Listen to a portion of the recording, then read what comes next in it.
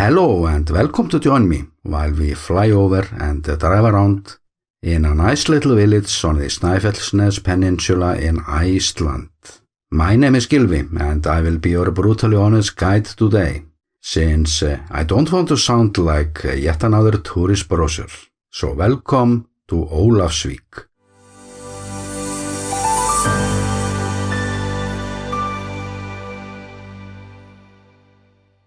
We start the journey on the map and this is West Iceland. And we can see that this peninsula is not so different from the Reykjanes Peninsula. Those are just volcanic systems that have expanded Iceland to the west, but that's the only thing that they have in common. The Snæfellsnes Peninsula has completely different landscape, and in terms of geology, the Reykjanes Peninsula is the unpredictable child, the prankster, while the Snæfellsnes Peninsula is the older brother. It takes us little over 2 hours to drive from Reykjavík to Ólafsvík, and it's plenty to see on the way because it's a beautiful route up there. And when we get to the westernmost part of the peninsula, we find the mighty Snæfellsjökull volcano. This is an active stratovolcano, although it hasn't erupted for 1700 years, and its fame spread throughout the world when Jules Verne used it as a storyboard in the novel Journey to the Center of the Earth. And the importance of the volcano for the region is such that the first video I produced about the peninsula covered the Snæfellsjökull alone. So I'm leaving a link to that story. But we are about to start our approach to Ólafsvík. And I'm swapping now to a drone view. This is only one of 7 villages in total situated on the peninsula, the second largest, with around 1,000 inhabitants. And like elsewhere in Iceland, the number of municipalities has decreased around here. They have merged, so Ólafsvík is today a part of a municipality that covers a large part of the Snæfellsnes Peninsula. And it doesn't take us long time to see that this town is all about fish. Like here we have some guys fixing a boat by the old freezing plant. This was shot late evening, late summer, which was good for my plans to show you Iceland during all seasons. Not just the postcard version, or the images where advertisement agencies have photoshopped out all the unnecessary trash that doesn't fit the image they are trying to present. But I don't work like that, and Ólafsvík is like most fishery villages. They've had their ups and downs, but overall it's one of the towns that survived the fishery quota system, and they have not been forced to turn to tourism on the same level as many other communities. So this town is true to its origin. What you see is what you get. Tourism is, however, on the rise here, like in almost every town in Iceland that is not too ugly for tourism. And as for my taste, this is not the best looking village on the peninsula. I categorize this town as okay, and while I was pre-processing the videos from the drone tour, it took me a few minutes to figure out what was missing. And it is of course trees, not in the town but around the town. It is a bit raw, this land, and the landscape is actually unusual background for an Icelandic town. And it's also facing the north, so it's not exactly the best place to plant the trees. So that might be a part of the reason why there are so few of them. But the people around here are, however, way more fortunate than the inhabitants in the Westfjords. They have to deal with very limited lowlands to build on, plus the widespread avalanche risk. But this town didn't have such problems until some government agency decided to build healthcare close to those hills. And it wasn't even fully open when Mother Nature started to show them who's the boss. And it was a close call. So the next step was of course to build some avalanche barriers.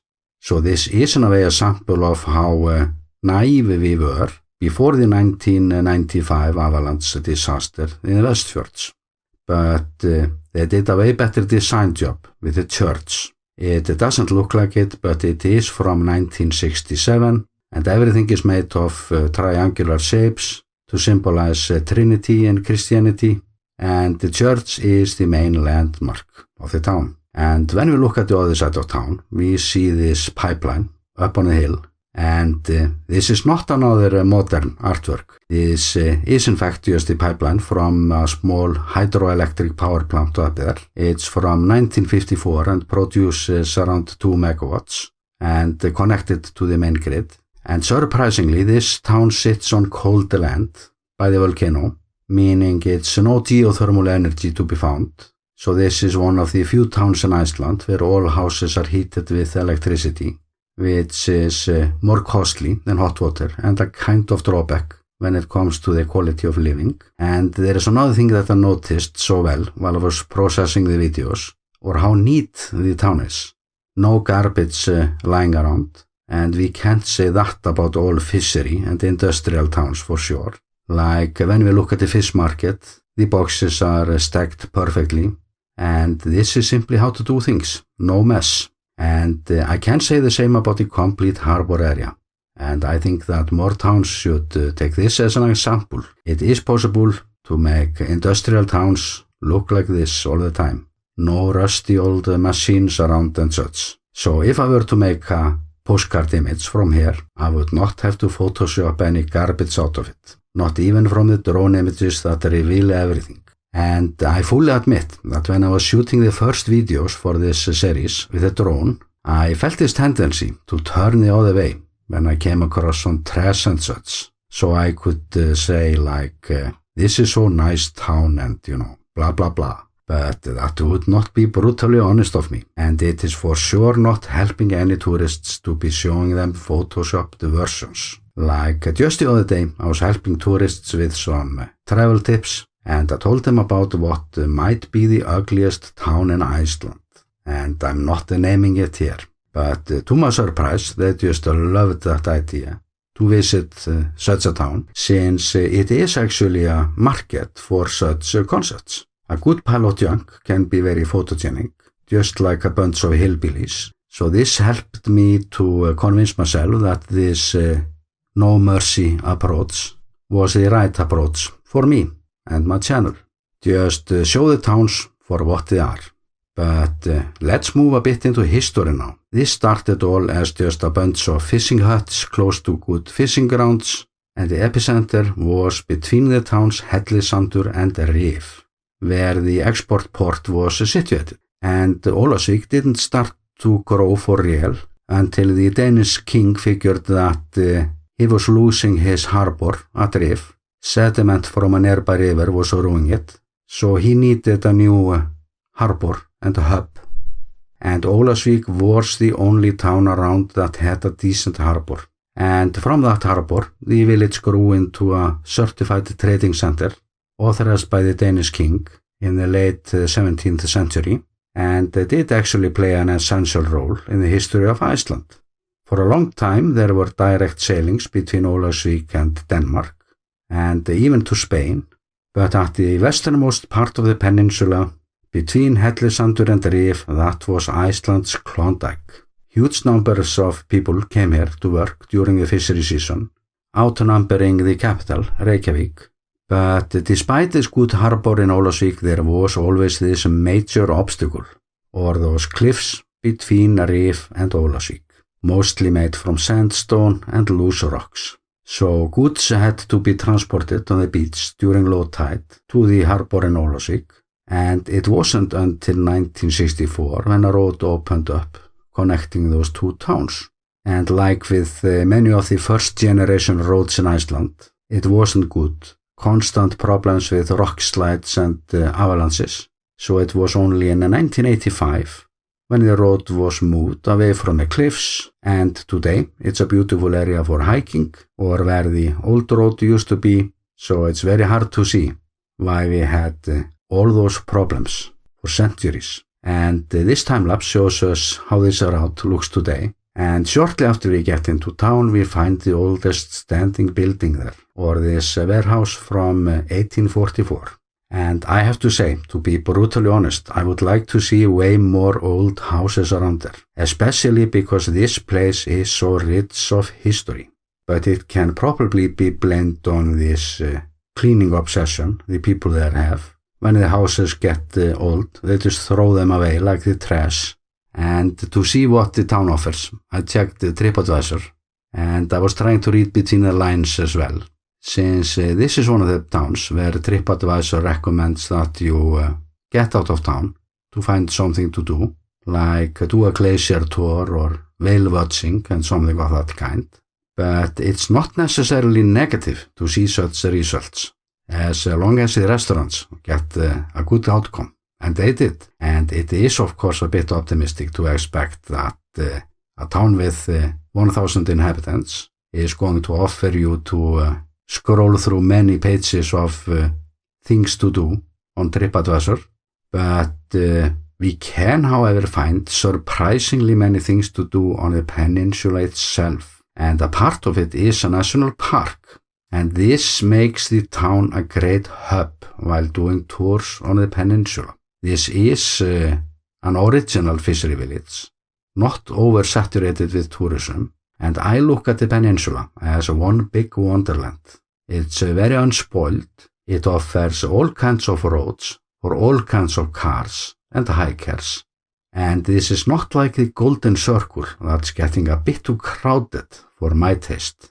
But we can, however, expect that parts of the peninsula will be crowded soon, like Arnarstapi, where a little farmers community has been changing into a modern tourist village. And it has been a kind of tradition of mine to do Snæfellsnes tours during summer. And I'm often using those tours for bird photography. I always find myself doing the peninsula tours clockwise and always end them in Ólafsvík. But the reason is quite simple. They are open late there. And I cannot say the same for the other nearby villages. So Ólafsvík is a town with full service. And that is what I often need while I'm doing the road with the camera. They do also have this regional museum that functions as an information center for travelers. So the town has a little bit of everything. And a swimming pool, of course. The glacier and the volcano is, of course, the biggest attraction around here. And some even claim that this is a giant energy source. But it's not for me to say.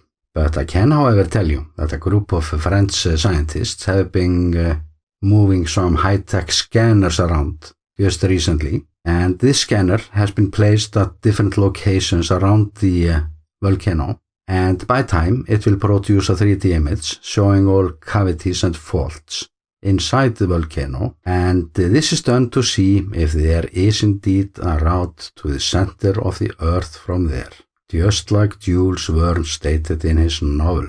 But if you are planning to visit, I do recommend that you speak to a local guide before you plan such a trip, since it seems to be impossible to find the comments on TripAdvisor from returning customers from the center of the earth, and there might be a reason for it. But as for the more visual features of the peninsula, each and every village around has its own character and its own unique landscape and volcanic color palettes. So to wander around the peninsula is a recipe for fantastic days and evenings. And also the nights during summer solstice, because the sunsets around here can be fantastic.